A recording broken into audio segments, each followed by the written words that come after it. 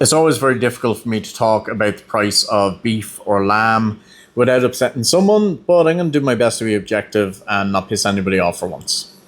The first thing I'll say is, with beef as opposed to lamb, it's a bit easier to absorb the higher prices because you're dealing with an animal with a better yield and a better variety of cuts that you can get your money back out of. Whereas with lamb, a lot of fat, a lot of bone, and then you have a lot of people don't want the slow cook cuts like shoulders and breasts and all that.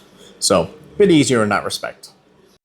In regards to our trade, I think it's going to affect the guys who try to match the supermarkets on price the most. I do see them on Facebook, like 3 steaks for a tenner, that type of jazz. And they've kind of conditioned their customer base to expect meat to be dirt cheap.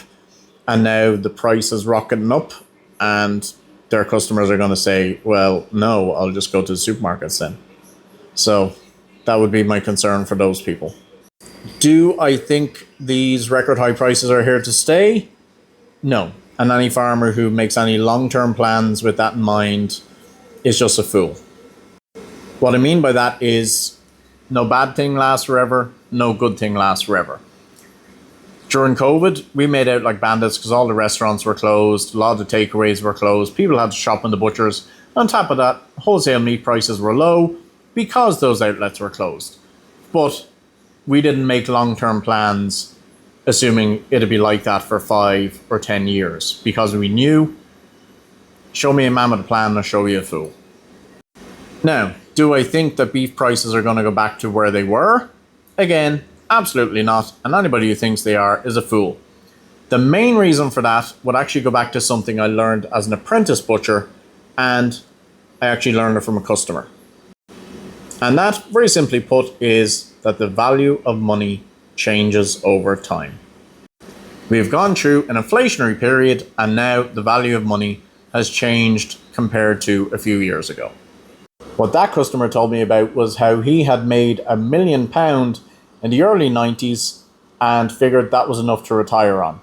And he said, what I didn't bet on was the fact that the value of money changes, and eventually £1 million ain't worth what £1 million was. So similarly, the value of money has changed, so those prices are never coming back. So as a farmer, I wouldn't worry about that.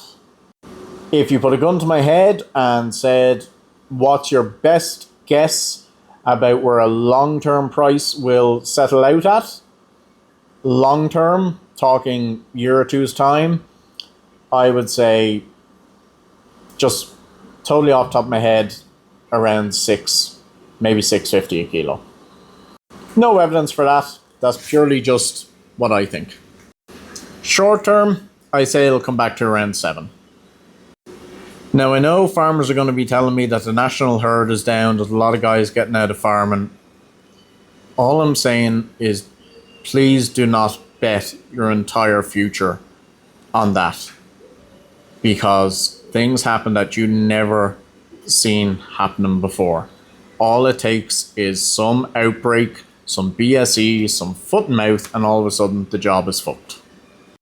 God willing, that doesn't happen, but you just got to make contingency plans. I've been self-employed now for 8 years, and I can tell you, anybody who's making concrete projections and basing all their business decisions on plans more than 12 months ahead is a fucking lunatic. Outside of the big boys like Coca-Cola or Microsoft or some of them, things just change too quickly. And especially in the food industry. So that's all I'm warning you about. In the meantime, I would leave you with the words of Warren Buffett: when people are greedy, be fearful. When people are fearful, be greedy. If it was me, and it was a possibility, I would sell like a motherfucker and hold out for the price to come down before I restocked. But for a lot of guys, unfortunately, that's not an option. But that would be my dream scenario if I was in your position.